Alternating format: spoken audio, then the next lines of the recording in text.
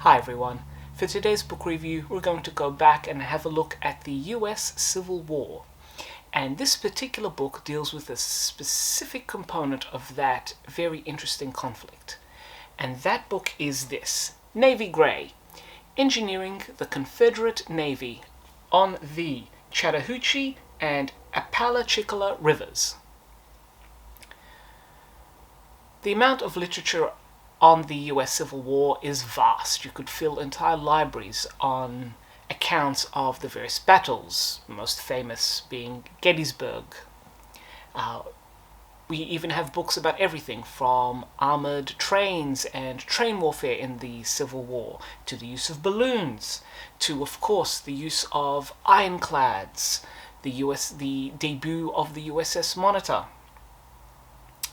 and the first successful torpedoing and sinking of a ship by a submarine, with the submarine, well, submersible, being the Hunley, and the victim being the USS Housatonic.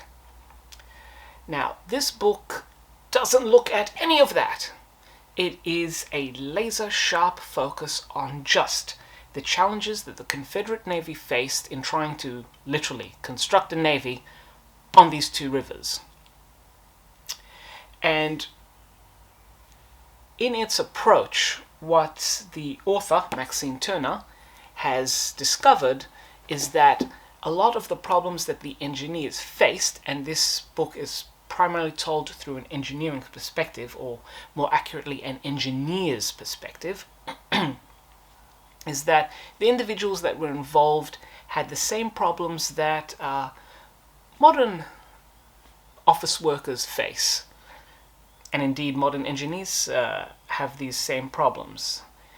They were faced in an environment where they were overworked, underfunded, decisions were being made by individuals who had no idea about the realities of the situation, and then aside from solving the considerable engineering challenges, they had to face petty politics between different personalities, all vying for control and dominance.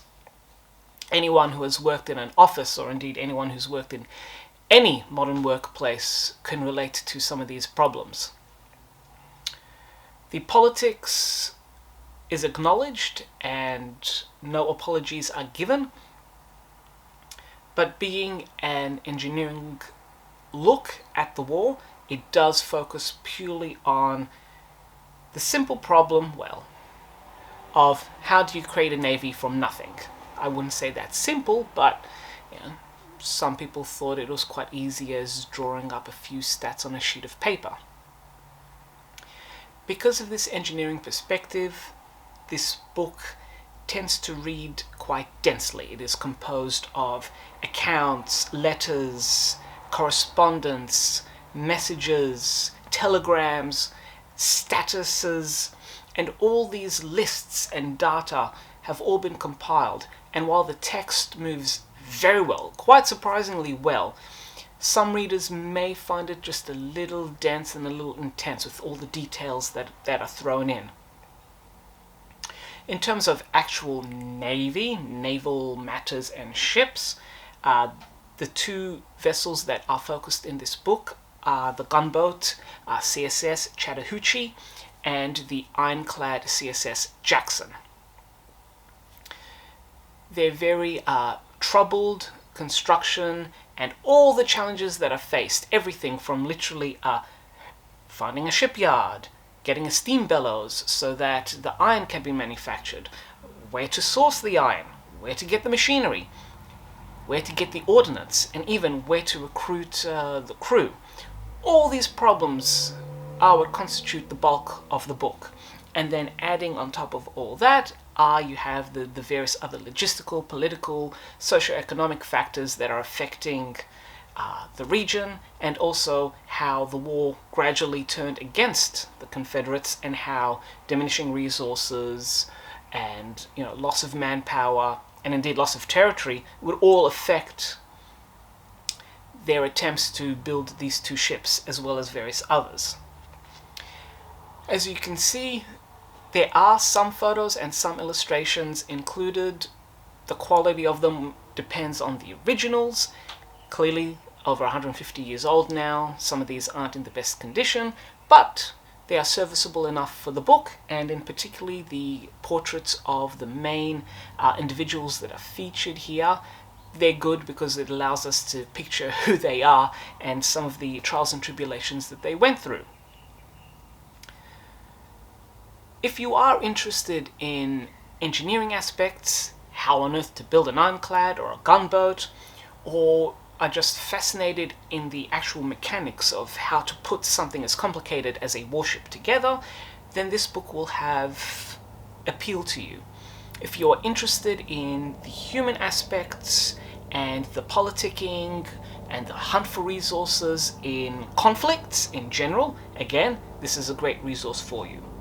If you just want to read about gun battles and which ships exploded and which sank, who died and who didn't, then avoid this book, because this book is not for you. There's plenty of others out there that have a combat history of the Civil War, and in particular the fighting of the ironclads.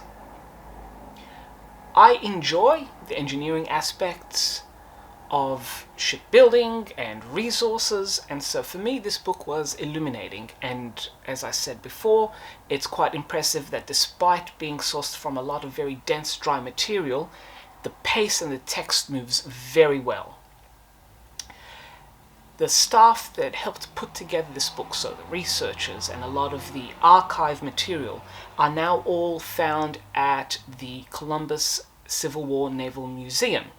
And indeed, a lot of the artifacts and even some of the hulls of the gunboats and ironclads that are mentioned in this book are now also artifacts in that museum.